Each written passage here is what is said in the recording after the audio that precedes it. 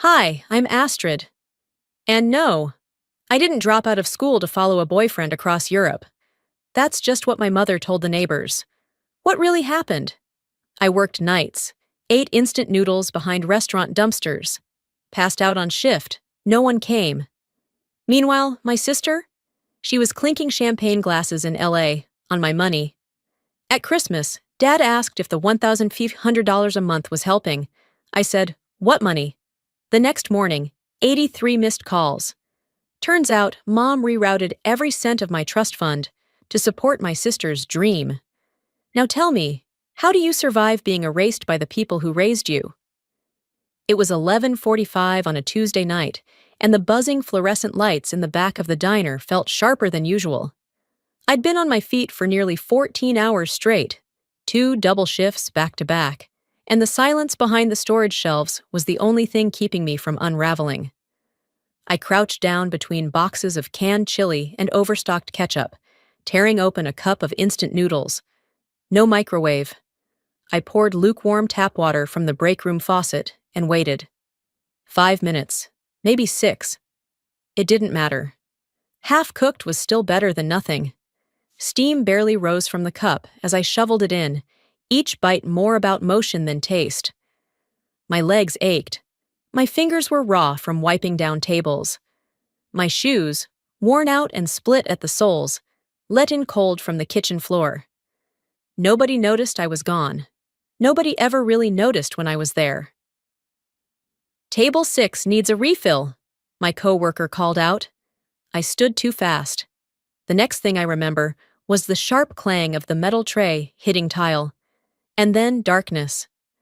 When I came to, the world was washed in pale hospital lights, the beep of machines, the scratchy fabric of a hospital gown, an IV in my arm. My mouth was dry, throat sore, and everything about the room felt temporary, as if I had been dropped into someone else's problem. A nurse leaned over me. "Do you have someone we can call?" I opened my mouth. Nothing came out. I blinked. Then finally, no. Not because I didn't have a family, but because they wouldn't come. When the nurse left, I reached for my phone. 1% battery. I tapped in my passcode. No missed calls. No messages. I opened my texts anyway, just in case something had come through that hadn't notified. Nothing. Then, a ping. A text from Mom. "Glad you're doing okay? Could you send the name of that skincare line you liked? Celine wants to try it." A second one followed almost instantly. "Don't forget to eat." I stared at the screen. The silence in my chest was louder than any heart monitor. Not pain, not anger, just an emptiness I'd grown familiar with, a vacuum where comfort used to live. I didn't respond. I didn't need to. There was no question in her text, just a performance of care, sent from God knows where. Probably a spa, maybe even mid-massage. The last time I spoke to her, really spoke, was 2 months ago. I'd asked about help with tuition. Nothing big, just enough to get me through the last part of the semester. "You're an adult now," she'd said. "You're supposed to manage." Manage. Like managing meant eating dry cereal for dinner, or doing laundry at 2 a.m. at the cheapest laundromat in the city, or working back-to-back shifts while studying for physiology exams because rent didn't pay itself. The nurse returned, handed me a hospital-issue charger. I thanked her, plugged in my phone, let it boot. Out of habit, I opened Instagram. The first story that loaded, Celine, smiling into the camera, jazz music in the background. She was sipping something golden, sparkling.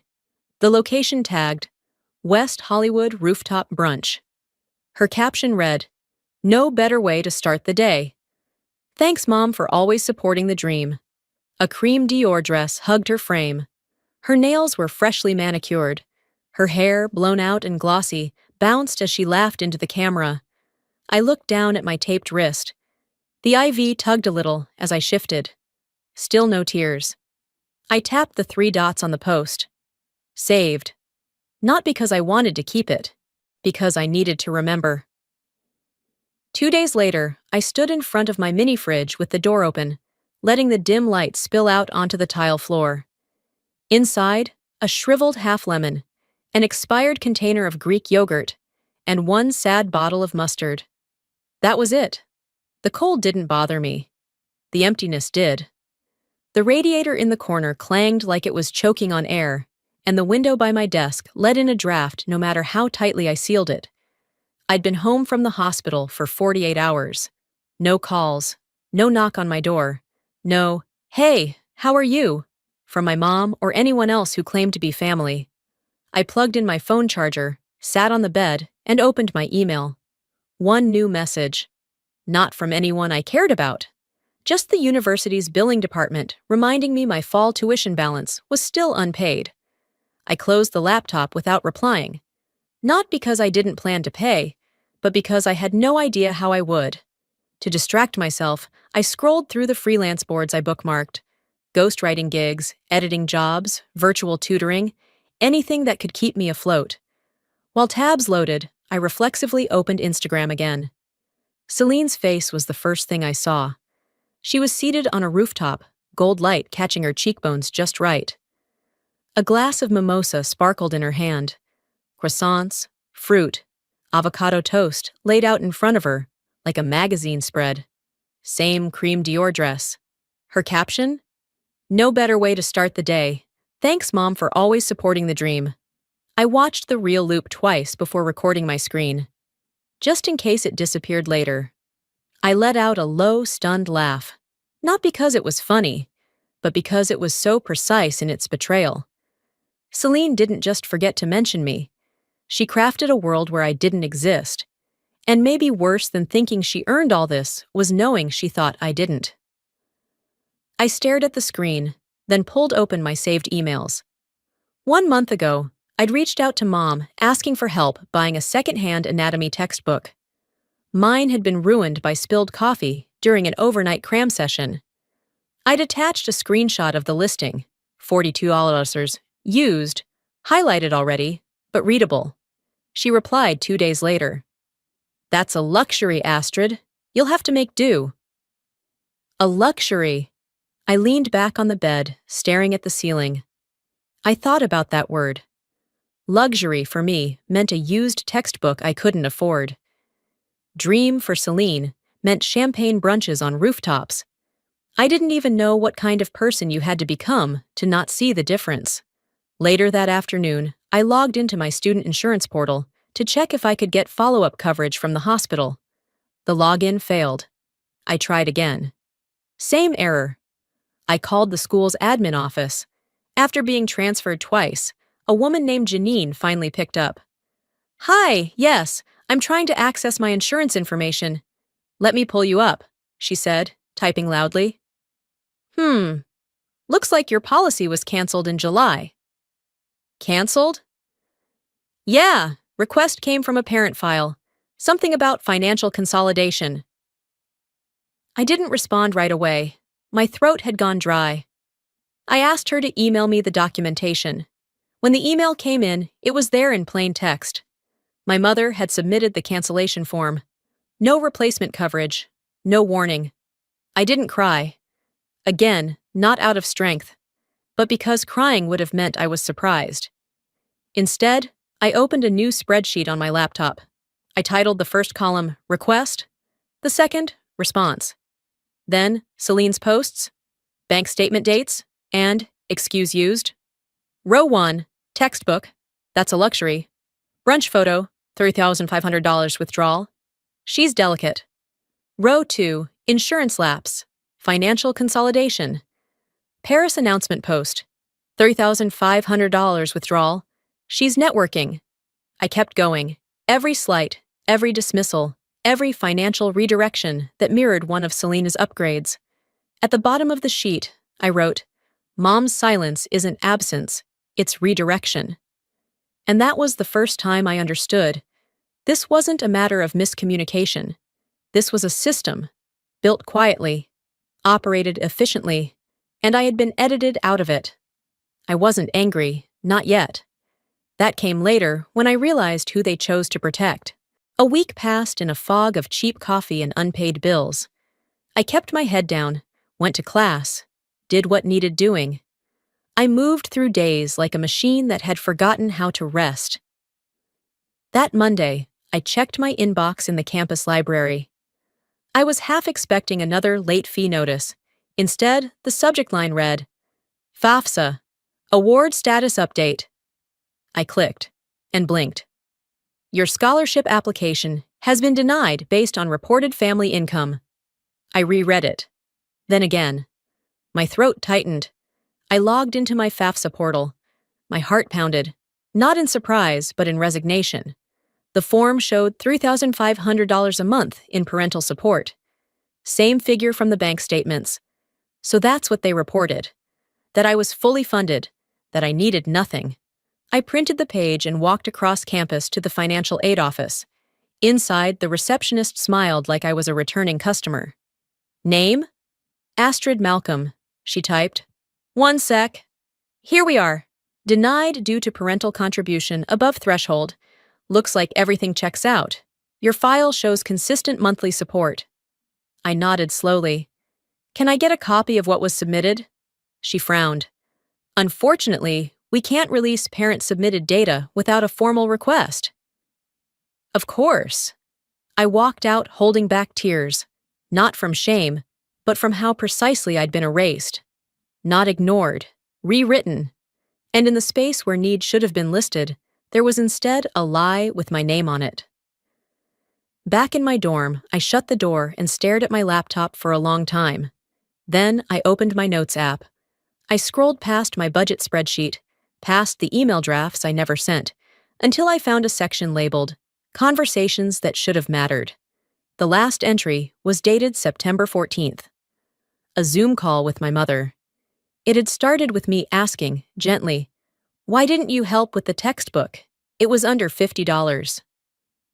She looked up from whatever she was scrolling on and said, Celine asks. You never do. She cries when she needs something. You always seem... Fine. I remember biting the inside of my cheek. I remember wanting to scream that being quiet wasn't peace. It was practice, survival. I had trained myself not to need, because every time I did, I came up empty. But instead, I said nothing. I let her keep talking about Celine's needs, as though I were a houseplant that thrived on neglect.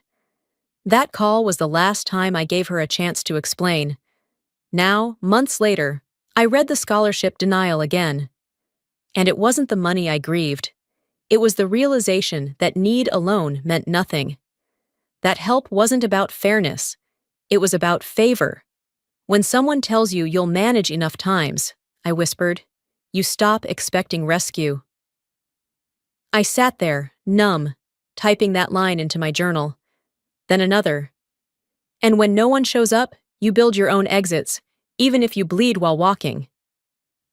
I closed the laptop, walked to the sink, washed my face with cold water until I felt real again. The next morning, between lab and lecture, I stopped by my professor's office to drop off an assignment. Dr. Halden looked up, his brows knitting. Astrid, wait. I turned. Are you okay? He asked, with real concern. I've noticed a dip in your participation lately. Your last lab report was late. That's not like you. I forced a smile. Just a lot on my plate, but I'm managing. He didn't press, just nodded slowly. Let me know if there's anything I can do. I walked out, backpack heavy against my shoulders. And as I headed to class, one thought rang louder than the rest. If I told the truth about the loans, the fake numbers, the textbook I never got, would it still sound like weakness? Or would it finally sound like what it was? Proof that I was never fine. Thanksgiving Eve came wrapped in gray clouds and an airport coffee I couldn't afford, but bought anyway. I boarded the red-eye flight with a carry-on that weighed more in silence than in contents. Just a few textbooks, my laptop, and an envelope stuffed with bills I wasn't sure I could pay. No gifts, no holiday sweater, just responsibility. Landing in Chicago felt like stepping into a childhood I didn't recognize anymore. Oak Park hadn't changed, but I had. The drive from the airport was quiet. Mom didn't come to get me. It was Dad, barely awake but still polite. The ride was filled with safe questions. How's school? Staying warm out there? We didn't mention money, or Celine, or anything that actually mattered. When we pulled into the driveway, the porch light flickered once, like it wasn't sure if I deserved a welcome. Inside, the house was just as I remembered. Same smell of lemon wood cleaner, same framed photos on the wall, except all of them were slightly rearranged. In most, I was cropped out. In one, replaced altogether by a print of Celine in a graduation robe. Mom greeted me in the kitchen with a quick nod, no hug. "There's leftover lasagna in the fridge," she said, turning back to whatever she was stirring. Celine was upstairs, already posting family time stories. I hadn't even taken off my shoes yet. That night, I slept in my old room. The same twin bed, same curtains I picked out when I was 10. But the walls felt thinner now, like they'd absorbed too much and weren't sure what belonged anymore. Dinner the next day was quiet at first. Jazz played low from the speaker Dad always kept on the counter. The turkey was overcooked. The mashed potatoes were fine. I sat across from Celine, who looked radiant in a beige silk blouse and gold earrings that caught the light every time she turned to smile at Dad. Midway through the meal, Dad looked up at me and asked casually, "So, is the $1,500 helping with expenses?" I dropped my fork. It clanged louder than it should have. "What money?" He blinked, fork halfway to his mouth. Mom paused mid-cut of turkey. Celine sipped her wine like she hadn't heard. "I'm sorry," Dad asked. "There haven't been any transfers," I said, keeping my voice even. "Not since I started med school, not $1. The room went still. Even the jazz seemed to pause. Dad's eyes shifted to Mom. She didn't look up, just reached for her napkin and dabbed her lips delicately. "I thought we were sending it every month," he said slowly, voice tinged with confusion. "I needed to reroute some of it," Mom replied. "To who?" he asked. "She needed it more," Mom said plainly. "Celine's program is competitive, expensive. Astrid always manages." There it was. That word again. I stared at her. "So managing means starving?" She finally looked up at me. "Don't be dramatic." Dad turned toward me, eyes scanning like he was finally reading a page he'd skimmed too many times. "You've really received nothing?" "Nothing," I repeated. "Not even when I was in the hospital last month." Celine shifted in her seat. "Wait, you were in the hospital?" I didn't answer. I didn't need to. A moment of sharp memory hit me, a text I'd received weeks ago. I had brushed it off at the time. It was from Mom. "Make sure she doesn't notice. Transfers under the name again." I thought she meant a utilities bill, or maybe a subscription. Now I realized the she was me. Dad leaned back in his chair, hands loose in his lap. "You told me you were handling the transfers." "I did," Mom said. "But not to her," he finished. Nobody said anything for a long time. Celine looked down at her plate, her smile gone. I pushed back my chair and stood. "Excuse me," I said quietly. "I just need some air." I walked out through the front door and stood on the porch. The wind was colder than I remembered. But it was clean. Honest. It didn't pretend not to sting. Behind me, the house remained still. No one followed. I stayed on the porch long enough for the cold to settle into my bones, but not long enough to shiver. The wind cut across my cheek like it had a point to prove. Inside, I heard muffled movement, chairs scraping, a plate being picked up, but no footsteps in my direction. No one opened the door. No one asked if I was okay. When I finally walked back in, no one looked up. Mom was wiping the counter like it owed her something. Celine scrolled her phone with one hand, her wine glass in the other. Dad stood in the hallway, not saying much, just existing in the pause. That night, I sat cross-legged on my childhood bed, the laptop warming my thighs.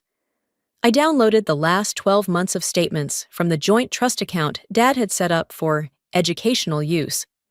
I highlighted every withdrawal that matched the same recurring amount, $3,500. The name beside each? Celine. I didn't cry. I didn't curse. I copied the data into a clean Word doc and titled it with a single line. Where did it go? The next morning, brunch was laid out like nothing had happened. Quiche, fruit salad, sweet rolls. Celine hummed while plating strawberries. Dad poured himself black coffee. Mom filled her glass with orange juice, no champagne this time. I walked in, printouts in hand, and set a crisp white folder in the center of the table. You can read this now or later, I said. It has every deposit and every withdrawal.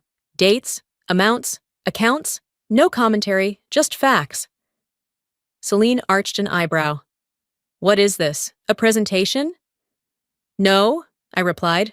A fact sheet. Dad reached for the folder first, flipping the pages slowly, lips pressing into a thin line. Mom didn't move. Her nails tapped lightly against her glass. Celine finally leaned over, curiosity outweighing apathy. She froze halfway through page 3. Wait, this says my account. I met her gaze. It does? Monthly, since last year, while I was skipping meals and working double shifts, while I was in the hospital and you were posting brunch selfies. Dad looked up, jaw clenched. Is this accurate? No one answered. He looked at Mom. Leona. She took a slow sip of her juice, eyes steady. It was still used for education.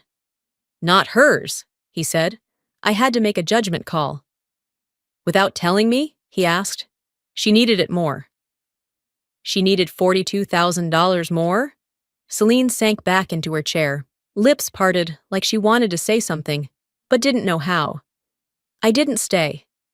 I left the room, grabbed my coat, and stepped outside again. The sun was out, but it didn't warm me. I walked to the end of the block, past houses I used to recognize. I sat on a bench at the corner park, phone off, mind quiet. When I turned it on hours later, the screen lit up like a holiday sale. 83 missed calls, 24 texts, all from Mom. You misunderstood. We can talk. Don't escalate this. You're stronger. She's sensitive. That last one hit like a fist through silk. I stared at the message. I thought about every time she said I was strong, and how that word was used as a pass, for her, for everyone else, to do less. I typed one sentence in reply. That sentence is why you lost me. Then I deleted the entire thread. The house was still when I woke up, not in the comforting way childhood memories often are, but in that unnerving, hollowed-out silence that follows a wound no one wants to talk about. Downstairs, I heard the low hum of Dad's printer and the faint clatter of his keyboard. It was just past 11. Thanksgiving leftovers were untouched in the fridge. No one had bothered to reheat a thing.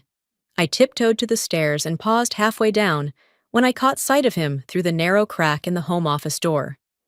He sat hunched forward, glasses low on his nose, scanning a screen like the truth might blur if he didn't squint hard enough. She said it was locked, he muttered. The trust fund portal was open on his monitor. I recognized the layout, same one I'd seen weeks ago when I downloaded my statements. He clicked through entries like flipping pages in a courtroom binder. His expression shifted from confusion to disbelief to something heavier, betrayal with a coat of dust on it. When I came down an hour later, he didn't look up. He just nodded once, the kind of nod that said, "We'll talk, but not here." The next morning, everyone moved around the kitchen like it was a stage set. Too careful, too rehearsed. Brunch was being prepped. Quiche, cut fruit, artisan bread.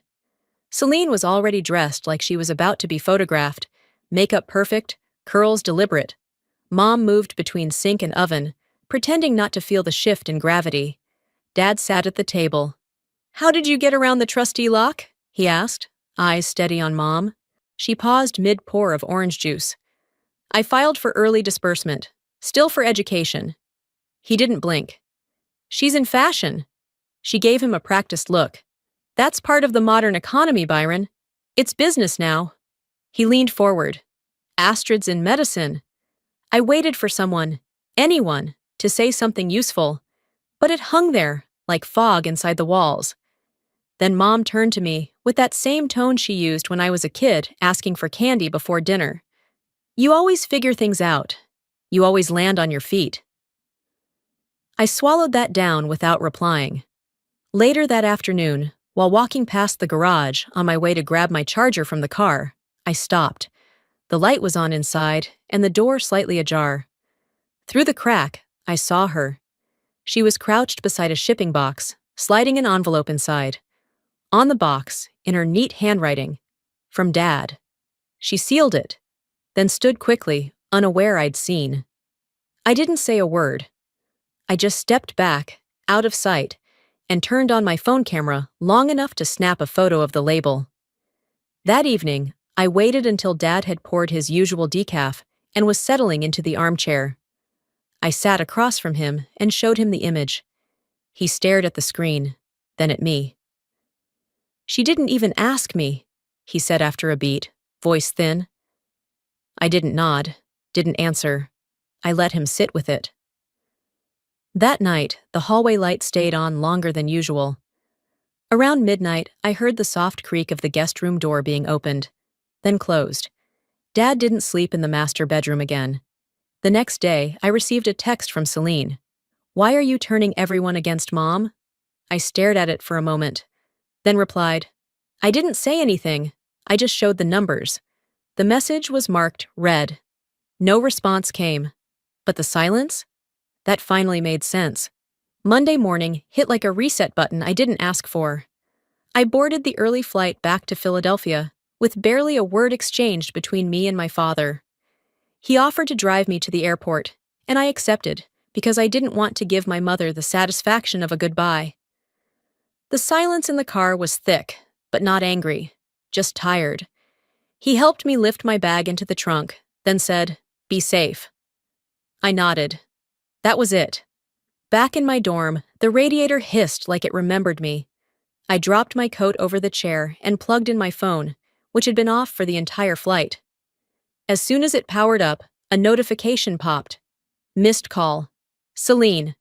Voicemail, one new. I hesitated, then hit play.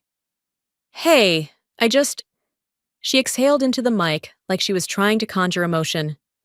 "I know things got weird, but I'm really struggling now. Studio rent's due, and Mom said she can't send more this month. You've always had a good heart." "Help?" The words help and heart clung to each other like a rehearsed line. There it was. A soft apology, wrapped around a withdrawal request. Even her tone was familiar. That gentle cadence she used when she wanted something but didn't want to say it directly. I didn't answer right away. I let the message sit for a few hours while I caught up on assignments and emails. Then, around noon, I texted her back. "I forgave a long time ago, but that doesn't mean I'm funding denial." No reply came. That night, while scrolling through Instagram stories during a late dinner of scrambled eggs and toast, I got a screenshot from an old friend from high school, Clara, someone who'd known us both since elementary. She sent the image with 3 words. "You seen this?" I opened it.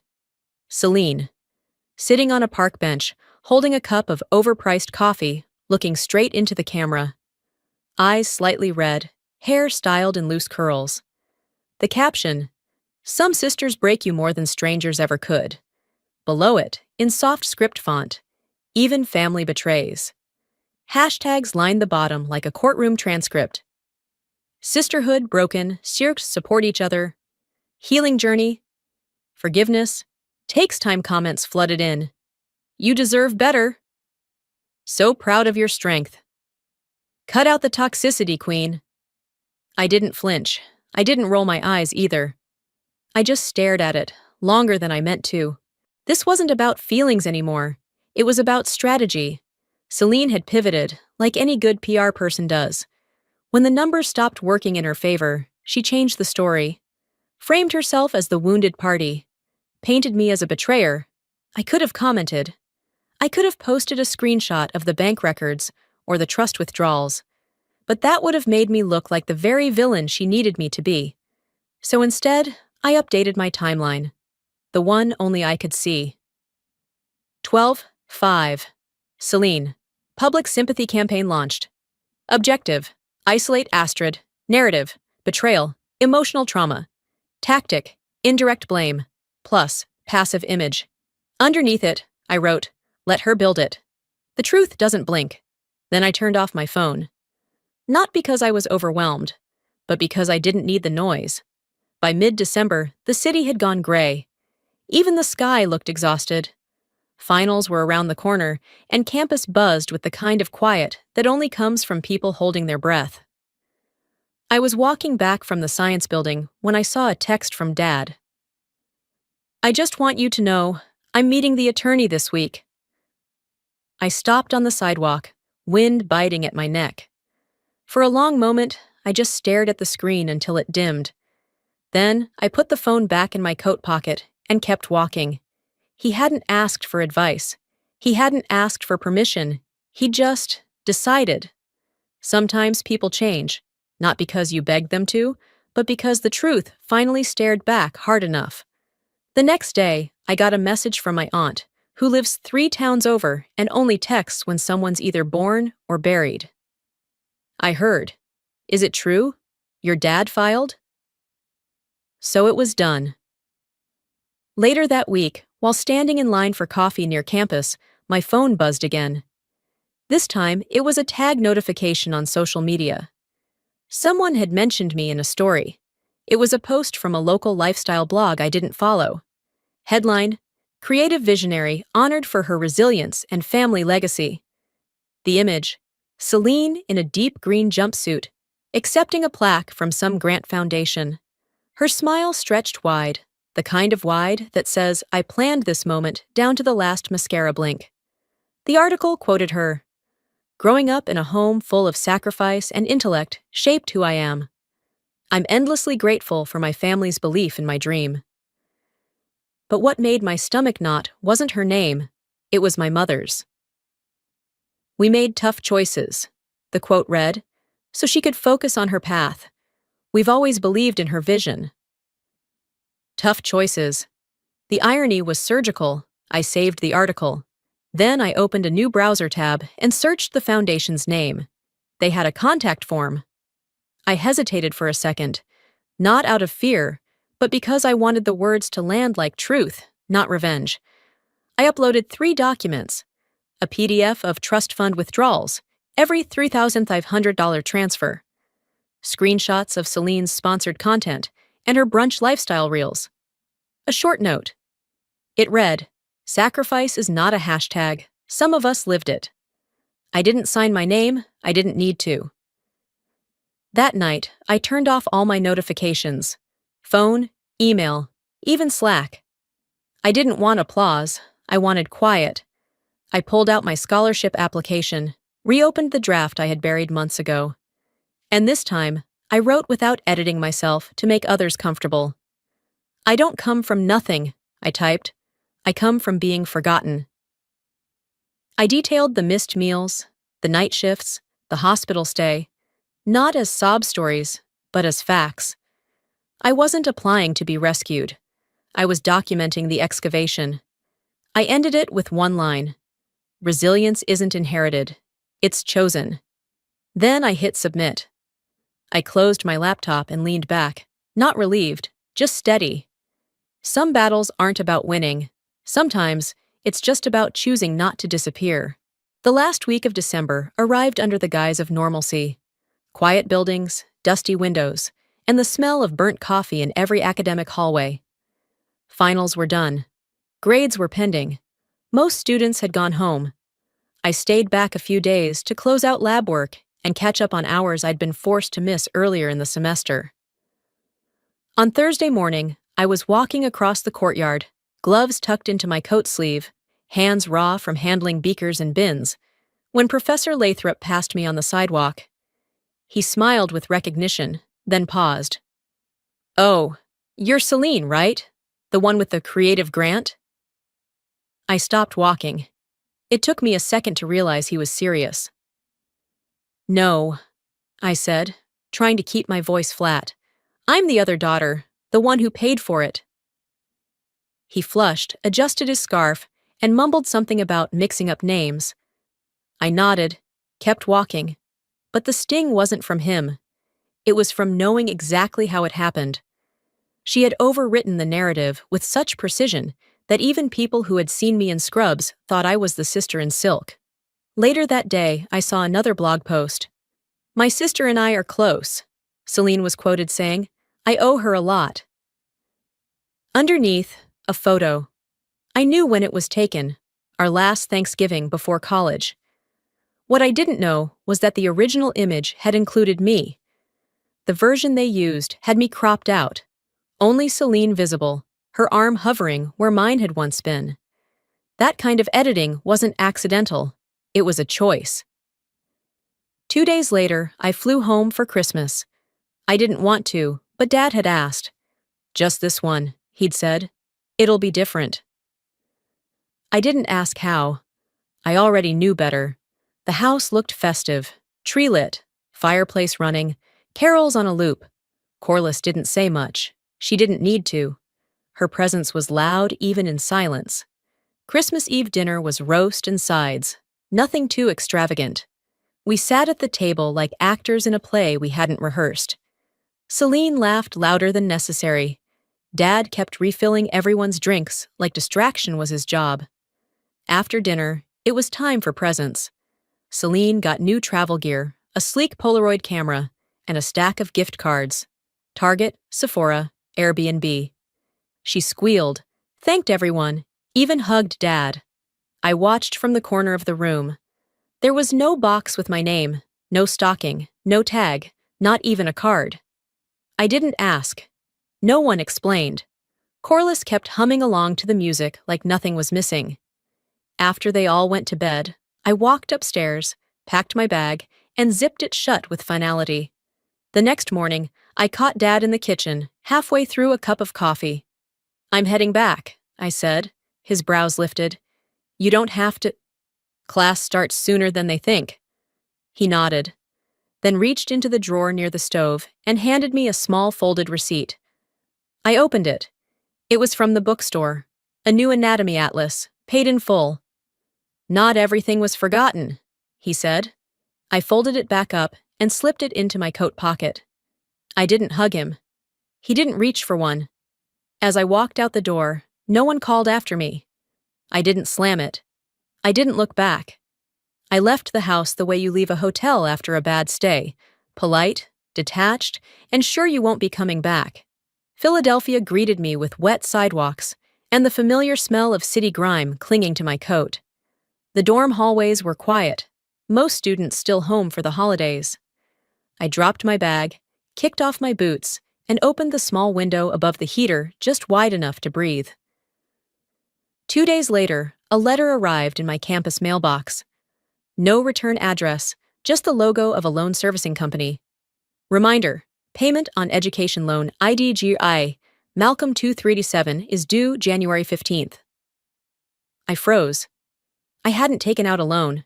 I knew every digit of my FAFSA record, and nothing like this existed. I sat down at my desk and called the number listed. After verifying my name, the woman on the line said cheerfully, "Yes, we have a balance of $8,900 on file for an education program, co-signed digitally by A.S. Malcolm."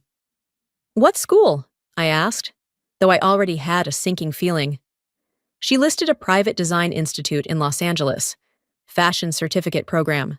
I didn't say anything for a moment. Then I asked, "And the billing address?" She read off my parents' house. My mother's name was listed as the alternate contact.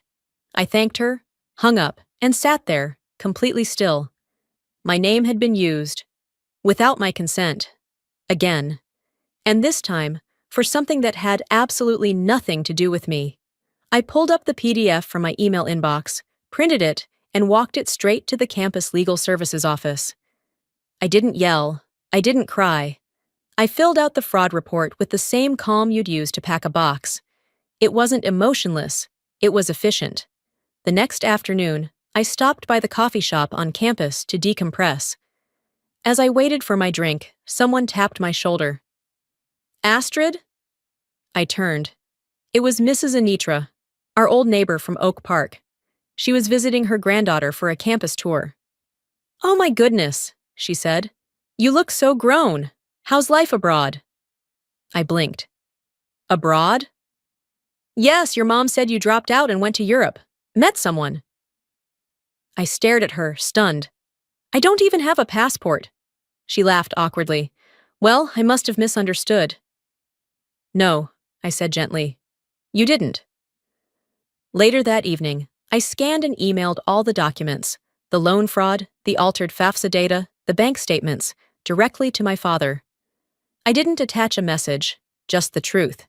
He replied the next morning. I've already started the reversal petition with the trust attorneys. This won't be fast, but it'll be done. I read it twice. Then finally, I exhaled. That evening, I cooked dinner for myself for the first time in weeks. A real meal. Garlic chicken, steamed broccoli, rice from a proper pot, not a microwave pouch. I set the table. I poured water into a glass, not a bottle.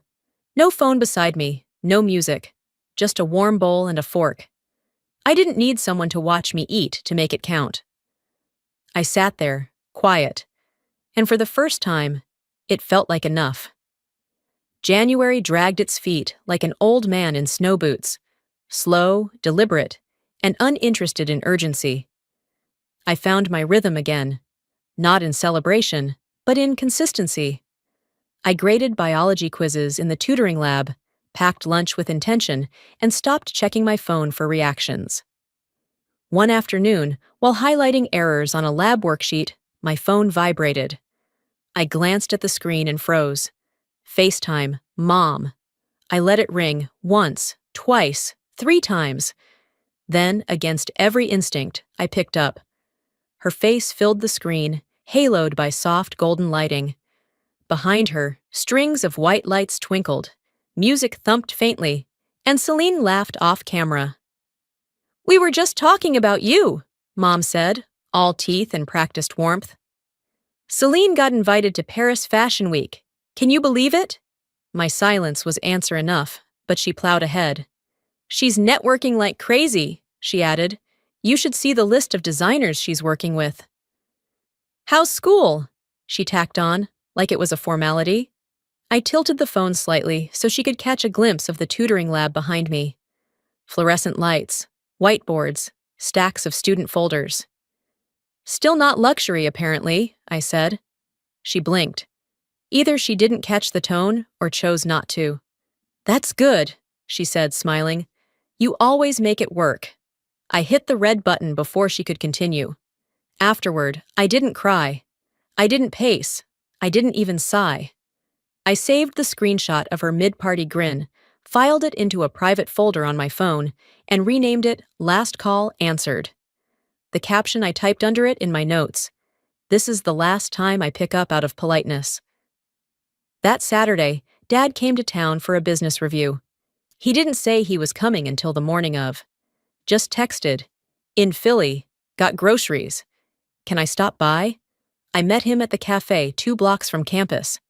He slid into the booth across from me, like a man who finally understood silence. No apologies, just presence. He placed a second-hand anatomy atlas on the table between us. Saw this at a thrift shop, he said. Still has your tabs in it. I opened it, smiled faintly. This is my copy, from freshman year. I should have asked more questions, he said, eyes on the steam rising from his coffee. I stopped needing the answers, I replied. We didn't hug goodbye.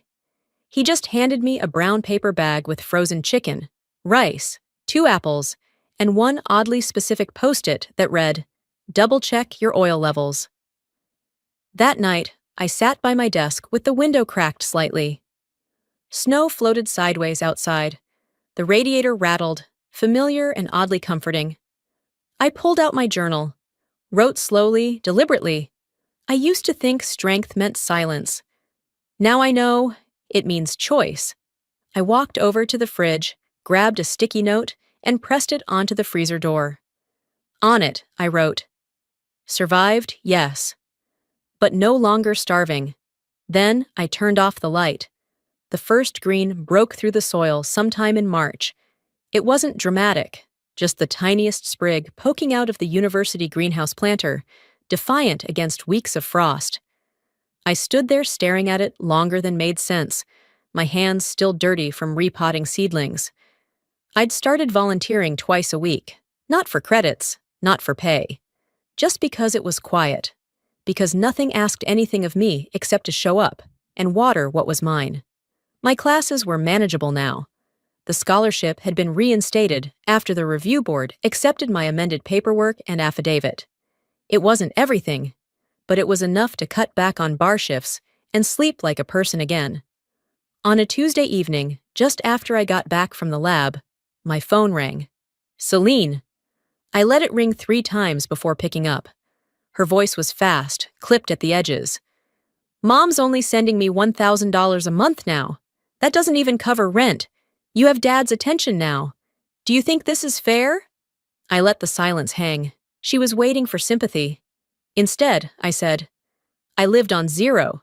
Remember that before you complain about less than you expected. She didn't respond. The line went quiet. Then the call ended. I stared at the phone for a second, not out of hurt, but because it felt like the final page in a chapter I didn't want to reread. No scream, no curse, just stillness. That night, I wrote in my journal, some people only learn empathy through absence. I didn't mean it as cruel, just accurate. The weekend came, and I bought myself a cake from the grocery store. One of those simple single-layer chocolate ones with too much icing and exactly the right amount of celebration. I brought it home, lit one small candle, and sat at my kitchen table.